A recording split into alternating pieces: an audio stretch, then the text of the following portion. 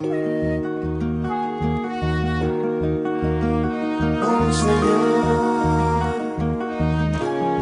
pastor, amigo, hermano, compañero que encendiste hogueras en los montes y los campos, Monseñor. Bienvenidos a este programa que hemos iniciado la semana pasada y que pues hemos constatado que muchos hermanos y hermanas se alimentan de la palabra de Dios y de la palabra de San Romero. Pues esa es la tarea de los medios de comunicación católicos, llevar hasta la intimidad de sus hogares y en especial en Radio María, llevar la palabra de Dios y hoy la palabra de San Romero para que nos ayude a discernir el camino que como iglesia debemos hacer en medio de nuestra sociedad. Se nos avecina la fiesta de Pentecostés y es precisamente la homilía de San Romero que hoy vamos a reflexionar algunas ideas de esta homilía que él la tituló El Espíritu de Dios en la Iglesia. El domingo de Pentecostés del 29 de mayo de 1977. Las lecturas están tomadas de los Hechos de los Apóstoles, de Primera de Corintios, el capítulo 12, pero en especial el Evangelio está tomado de San Juan, capítulo 20, versículos del 19 al 23, que dice de la siguiente manera. La noche de ese día, el primero de la semana, los discípulos estaban reunidos a puerta cerrada en un lugar, por miedo a los judíos. En eso llegó Jesús, se puso en medio y les dijo, la paz sea con ustedes. Y mientras les decía esto, les mostró sus manos y su costado. Los discípulos se regocijaron al ver al Señor. Entonces Jesús les dijo una vez más, la paz sea con ustedes. Así como el Padre me envió, también yo los envío a ustedes. Y habiendo dicho esto, sopló y les dijo, reciban el Espíritu Santo. A quienes ustedes perdonen los pecados, les serán perdonados. Y a quienes no se los perdonen, no les serán perdonados. Palabra del Señor. Gloria y honor a ti, Señor Jesús. Este es el texto en los cuales San Romero va a darnos algunas luces en este día.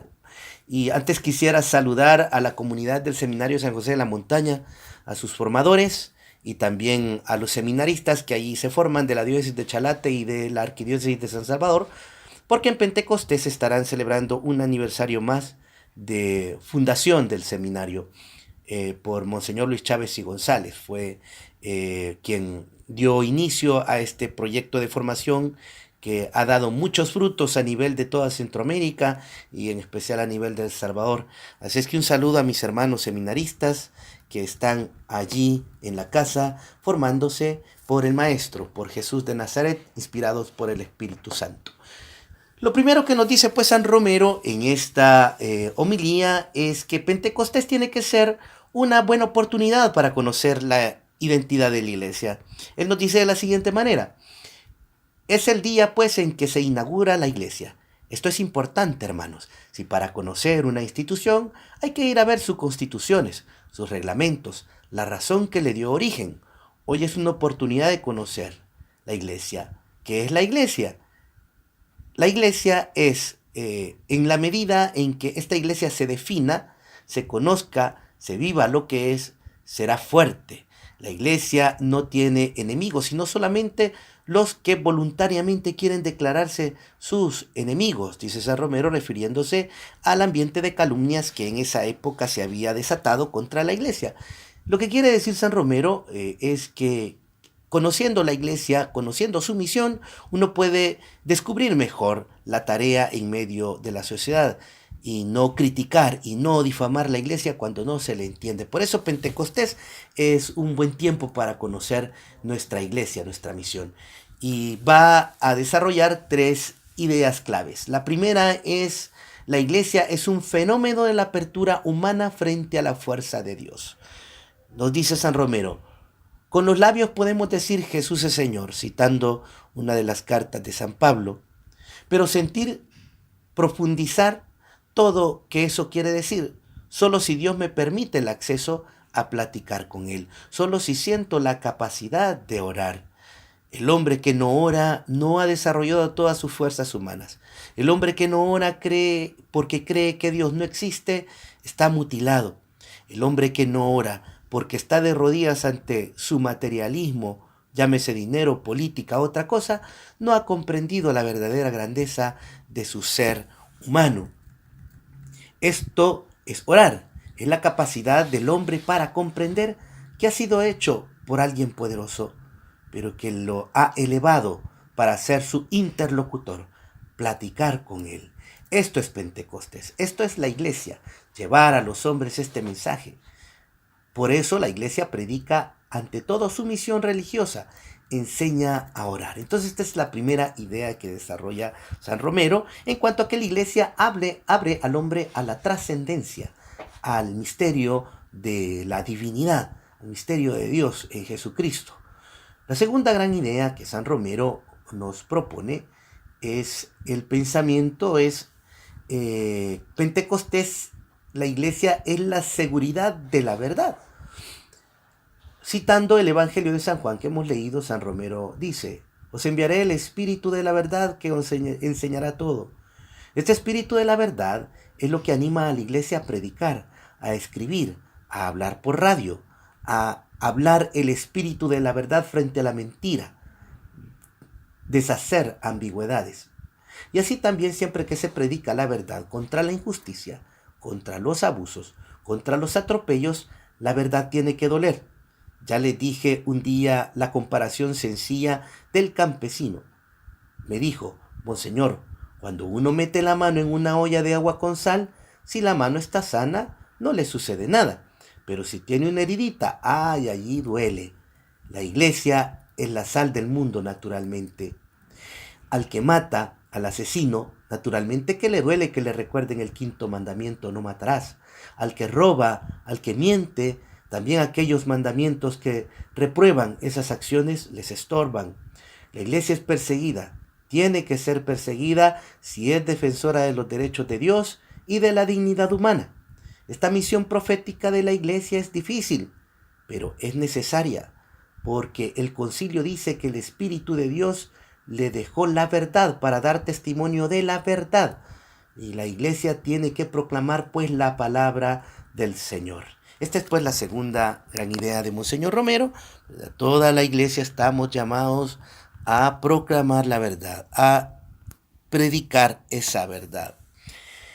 Y la tercera gran idea que nos propone San Óscar Romero en la fiesta de Pentecostés es que la iglesia en Pentecostés es la garantía de la unidad. Y nos explica San Romero en su homilía qué es la unidad. Unidad quiere decir pluralidad, pero respeto de todos al pensamiento de los otros, y entre todos crear una unidad que es mucho más rica que mi solo pensamiento. Esto es el Espíritu Santo, uniendo en una sola verdad, en un solo criterio divino, a todos los hijos e hijas de la iglesia. A unos los hace obispos, a otros sacerdotes, a otros religiosos o religiosas, catequistas, padres de familia, estudiantes, profesionales, jornaleros, etc. Y en todo, dice San Pablo, el mismo Espíritu que hace converger a todos hacia la unidad. Esta es una de las horas más bellas de nuestra iglesia, hermanos, precisamente por la unidad. Esto es la iglesia en nuestra hora, vivámosla. Ahora que nos hemos asomado en el espíritu de Pentecostés a ver los orígenes de nuestra iglesia y hemos encontrado estas tres notas: apertura a lo absoluto, enseñar a orar, seguridad de la verdad, misión profética para denunciar la mentira, la ambigüedad y proclamar la verdad del Señor. Tercero, garantía de unidad, la que unifica todos los idiomas en un solo amor. Esto es la iglesia. Nos da la alegría, pues, de que al confrontarla con sus orígenes, es la misma iglesia. Los que quieran vivir esta apertura espiritual hacia Dios, esta seguridad en la verdad de su magisterio, esta unidad en la variedad, sin odiarnos, sino amarnos. Estos somos la iglesia. Los que no quieren esto se apartan, se excomulgan ellos solos. no son iglesia aunque se llamen católicos. Esto es como la síntesis de esta homilía de Pentecostés, donde San Romero nos propone estas tres grandes características de nuestra iglesia. ¿Qué enseñanza podemos tomar para meditar y prepararnos para la fiesta de Pentecostés en estos días previos con la luz de San Romero? En primer lugar, es importante la oración para la comunidad eclesial. La pastoral tendrá los resultados que queremos si estamos en diálogo constante con Dios. Muchas veces nosotros en nuestras parroquias olvidamos esta parte. Nos adentramos en un activismo olvidando la parte del encuentro con Dios, y entonces pues la mayoría de agentes de pastoral están cansados, la mayoría de agentes de pastoral están conflictuados porque no oramos, no escuchamos al Señor, no nos llenamos de su misterio de amor y de fraternidad para que haya tolerancia entre nosotros, para que haya comunión entre nosotros. Ya Juan Pablo II, este santo, también nos decía en la carta Novum Millenium Ineunte la primacía de la gracia, que es tan importante. Segundo, debemos recuperar nuestra mística profética, porque la verdad no debe esconderse. La verdad de Cristo debe iluminar la sociedad, defender los derechos de Dios y de la persona. Hay que denunciar la mentira y la ambigüedad. En este sentido, es importante descubrir que en nuestra sociedad hay diferentes filosofías que están tratando de nuevo de imponer un materialismo al hombre. Allí tenemos que hablar y defender la vida, defender la dignidad de la persona. Y por último, es importante desarrollar una sana pluralidad en la iglesia que nos permita unirnos y enriquecernos mutuamente. Esto nos llevará a lograr la unidad en Cristo. Muchas veces en nuestras parroquias, en nuestras diócesis también estamos fraccionados. Un movimiento por acá, otro movimiento por allá, comunidad eclesial debe ser por allá, otros procesos por acá, y no tenemos líneas que nos unan y por veces trabajamos separados. Los planes pastorales diocesanos y los planes pastorales también parroquiales nos ayudan a descubrir nuestra unidad e enriquecernos, a no conflictuarnos, sino más bien a organizarnos para vivir esa unidad en Cristo. Bien, estamos reflexionando la homilía de San Romero. Bueno, hemos reflexionado las ideas principales de la homilía de San Romero en la fiesta de Pentecostés de 1977. Y entonces ahora vamos a tratar de iluminar desde esas tres enseñanzas que San Romero nos ha dejado. Para todos nosotros es ya sabido, ¿verdad?, que hemos entrado a un nuevo periodo presidencial con la figura de el presidente Bukele. Yo quisiera compartir con ustedes un artículo que encontré en el periódico digital La Estrella de Panamá. Es decir, es un periódico que está fuera del país, así es que es un poco más objetivo, ya que en nuestro país en algunos casos pues no se es tan objetivos en la noticia, ¿verdad? Y me interesó porque el periódico da datos de cómo se recibe el país, para que nos hagamos una idea de cuál es el camino que se ha recorrido y cuáles son como los desafíos que se tienen. Esto es bien importante conocerlo. En primer lugar, tenemos, según este artículo, ¿verdad?, tendrá que gobernar desde el 2019 hasta el 2021 con un presupuesto que necesita un financiamiento extra de 1.297 millones de dólares para pagar vencimientos de deuda y cubrir gastos. Este presupuesto es solo una muestra de la forma en la que gobierno y Congreso han cubierto constantemente el hueco del déficit fiscal, sin tocar el sistema de recaudación que urge de una reforma. Según el Instituto Centroamericano de Estudios Fiscales, el país vive en una crisis fiscal de gran envergadura, por lo que ha propuesto a los políticos, incluido a Bukele, buscar una reforma integral del sistema tributario. Entre las medidas se incluye instaurar un impuesto de valor agregado, o sea, el IVA, pero que sea diferenciado para los bienes de lujo, aplicar impuestos ambientales también ante la destrucción del medio ambiente, poner impuestos, eliminar privilegios fiscales injustificados. En este sentido, pues, son algunas anotaciones con respecto a la recaudación fiscal. Pese a que los ingresos tributarios se han mantenido constantes según los registros oficiales, esto ha sido insuficiente para cubrir el gasto corriente del Estado. Nuevamente, el presupuesto actual sirve de ejemplo. Los gastos presupuestados a falta de aprobación de 286 millones de dólares son de 6.713 millones y la recaudación estimada es de 4.832 millones, es decir, hay una gran diferencia de 2 y fracción de millones. Esta situación tributaria le pasó factura a la administración saliente en 2016, cuando estuvo cerca de caer en el impago de sus obligaciones a corto plazo con los proveedores por una crisis de liquidez, tras la baja en la recaudación de impuestos de unos 300 millones de dólares. Entre las vías de alivio propuestas por los especialistas también se encuentra la reducción de la evasión fiscal, que solo en 2016 llegó a 1.38 millones de dólares, según datos del Ministerio de Hacienda, mientras que algunos estudios universitarios estiman que el dato es de 1.5 millones anuales. La constante emisión de deuda mediante bonos, las letras del tesoro o conocidas como letes, y préstamos ha llevado al país a deber 18.401 millones de dólares, lo que representa el 71.2% del Producto Interno Bruto del país, es decir, de todo lo que producimos los salvadoreños. El tema de las pensiones merece también una especial atención del gobierno, principalmente por el tema social, dado que organizaciones piden constantemente una revisión por la baja paga que reciben los nuevos pensionados. Los gobiernos anteriores no solo se endeudaron con bancos y compradores de bonos, sino tomaron el dinero de los trabajadores manejado por las administradores de fondos de pensiones, AFP, para financiar sus gastos mediante un fideicomiso. Esta forma de deuda suman 4.924 millones, incluido en los 17.41 que ya se deben de la deuda, y falta de recursos para cubrir sus pagos en cuotas. Esto llevó al país al impago en abril de 2017. Esto dio al traste con la imagen financiera de El Salvador, y para evitar un nuevo impago, el gobierno y el legislativo impulsaron y aprobaron una nueva reforma del sistema de pensiones, con lo que se incrementó la cotización de los trabajadores del 13 al 15% de sus salarios. Los detractores de la iniciativa señalan que solo significó cobrar más dinero a los trabajadores para pagar la deuda que el Estado tiene con ellos mismos. Una situación difícil que ha debilitado aún más la economía del país del Salvador es la corrupción en los más altos niveles políticos. Solo la malversación de fondos atribuidas a las administraciones de Francisco Flores, Elías Antonio Saca y Mauricio Funes superan los 666 millones de dólares.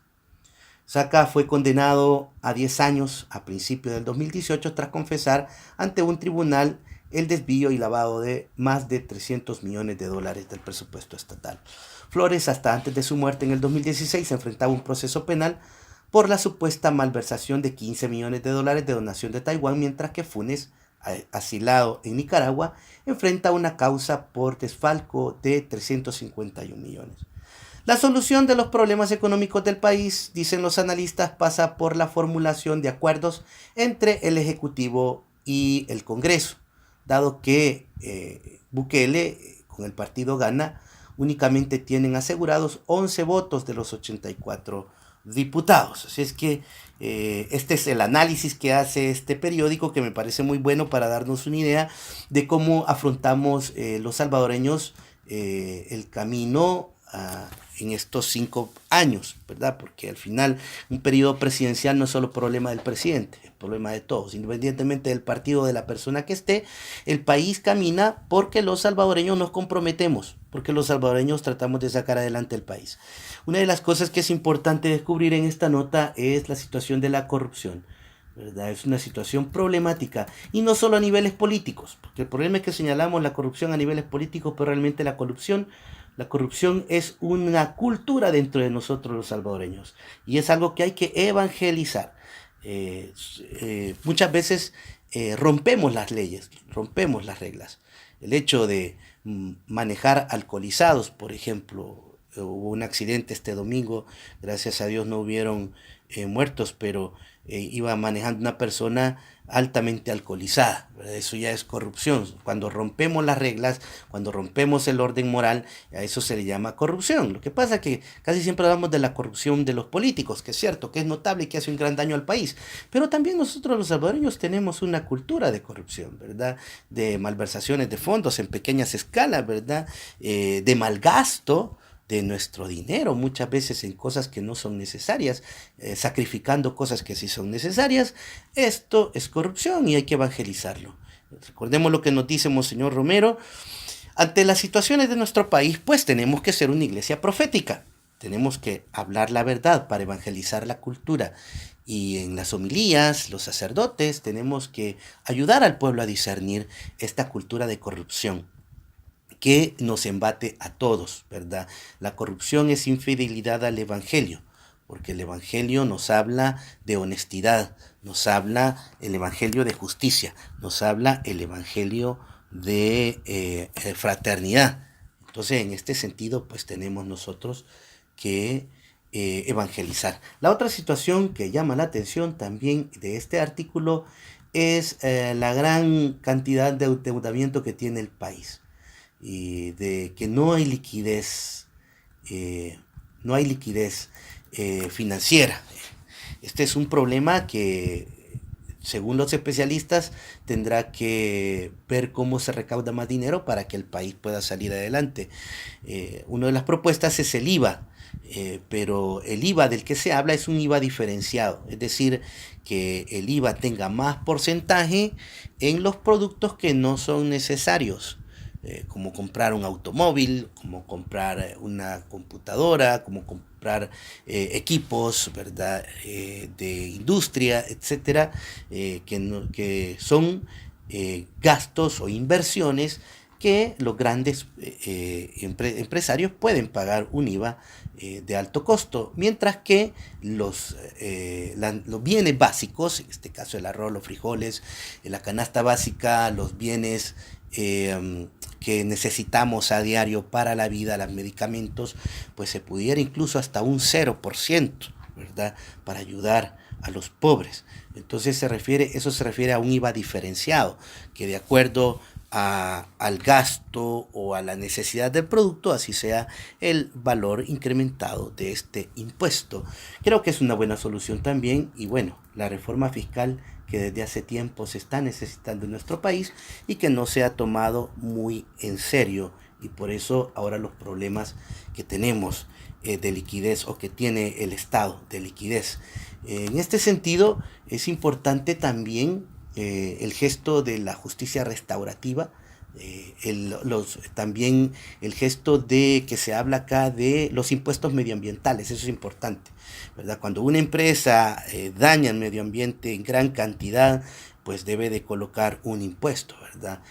Hoy, en este momento, la Vicaría Rutilio Grande, que es la vicaría que yo conduzco, junto al Foro del Agua, están en la Universidad Nacional, en la Facultad de Agricultura, haciendo un foro sobre la defensa del Valle de Ángel y de algunas anomalías que hubo en los manejos de los pozos de agua, que son del pueblo y que están siendo como privatizados, comprados. Entonces, en este sentido, pues la iglesia está alzando una voz, ¿verdad? También la iglesia tiene que alzar la voz ante estas situaciones difíciles.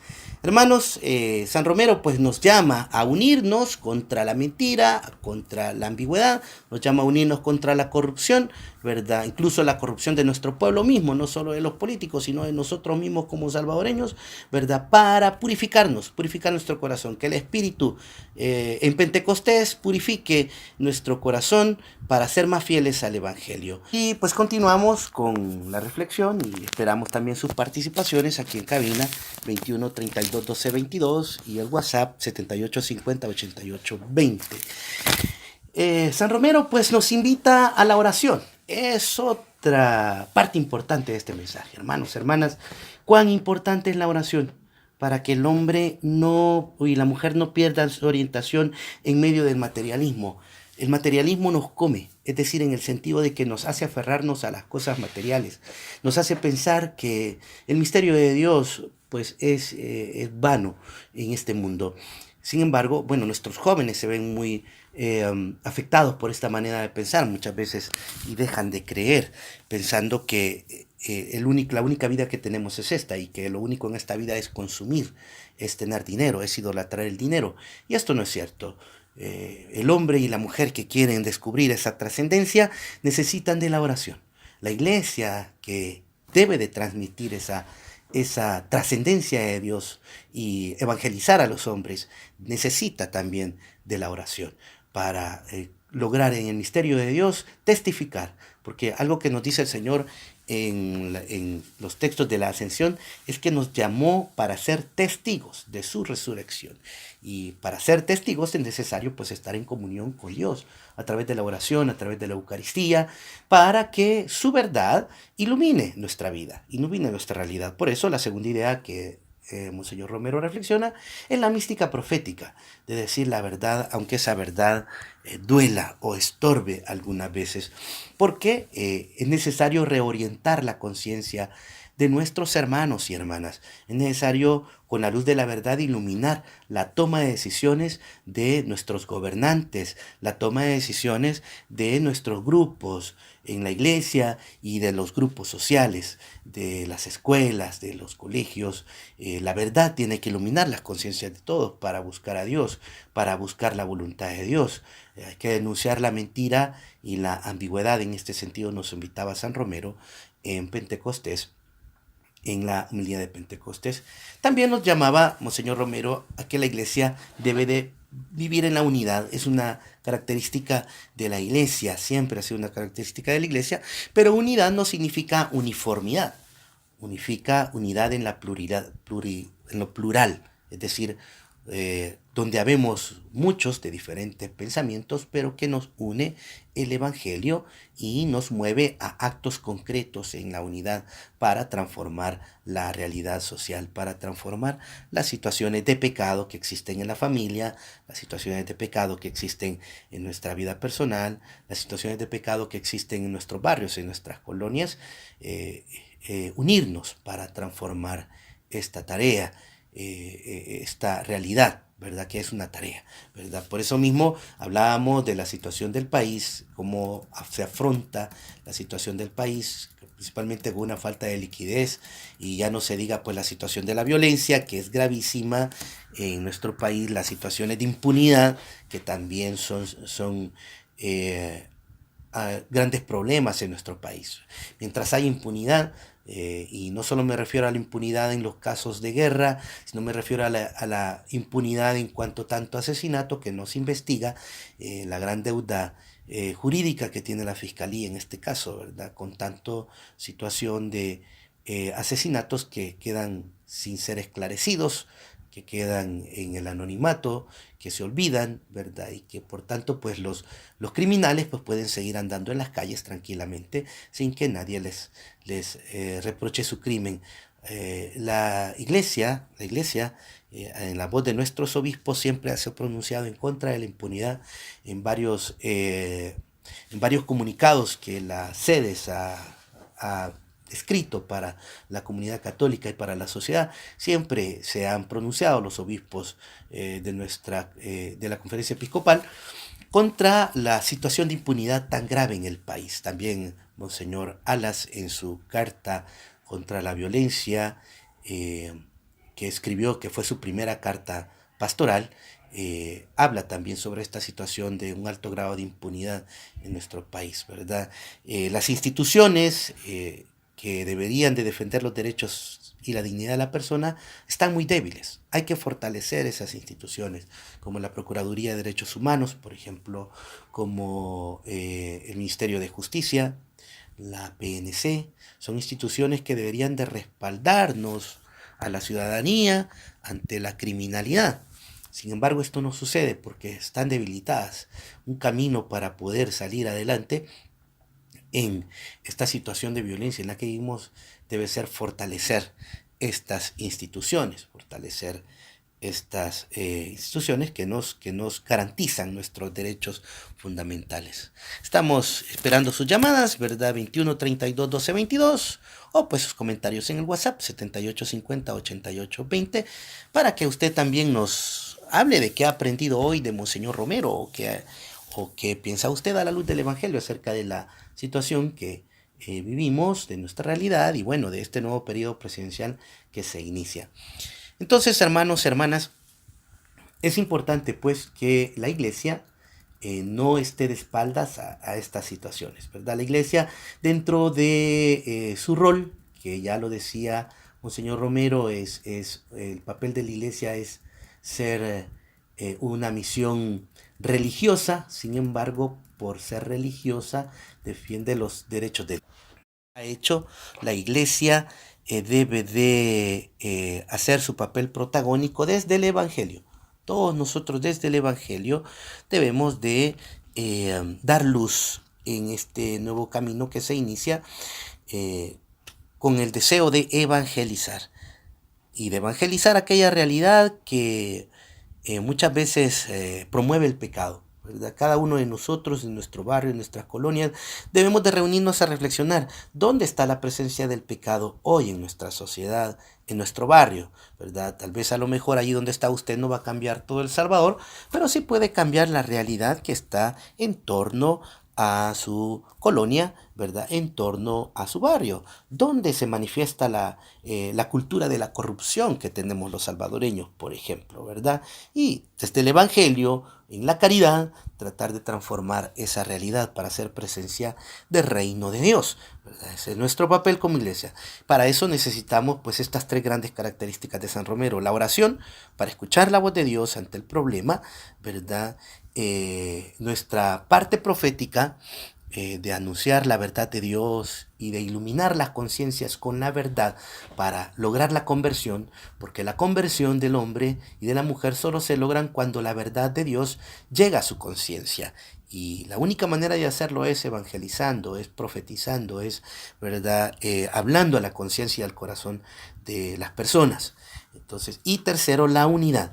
Unirnos para luchar contra el pecado, unirnos para restablecer el reino. Y estas tres características pues son acciones del Espíritu Santo en la iglesia, acciones que hizo en Pentecostés y que sigue haciendo en nuestra iglesia, ¿verdad? Unidad para poder juntos transformar y proponer el reino como proyecto para la humanidad, ¿verdad? La luz de Dios que nos lleva a unirnos, descubriéndonos en nuestras diferencias, la riqueza complementaria que hay en los diferentes movimientos, en las diferentes espiritualidades de la iglesia. Ahí se manifiesta el espíritu también.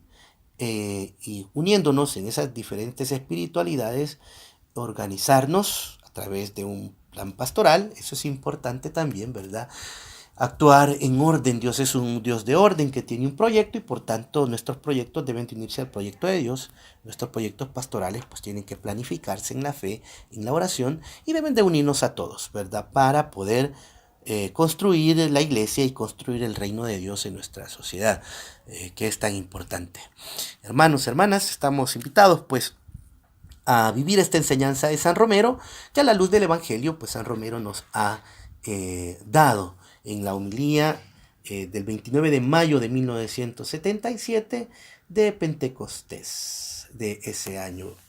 Un saludo especial para mi comunidad Nuestra Señora Reina de los Mártires en Quesaltepeque, que se encuentran ya preparando la vigilia de Pentecostés, ¿verdad? Un saludo para todas las comunidades parroquiales también, ¿verdad? Que están sintonizándonos y que también están preparándose para la vigilia de Pentecostés, que es toda una fiesta en nuestro ambiente eclesial.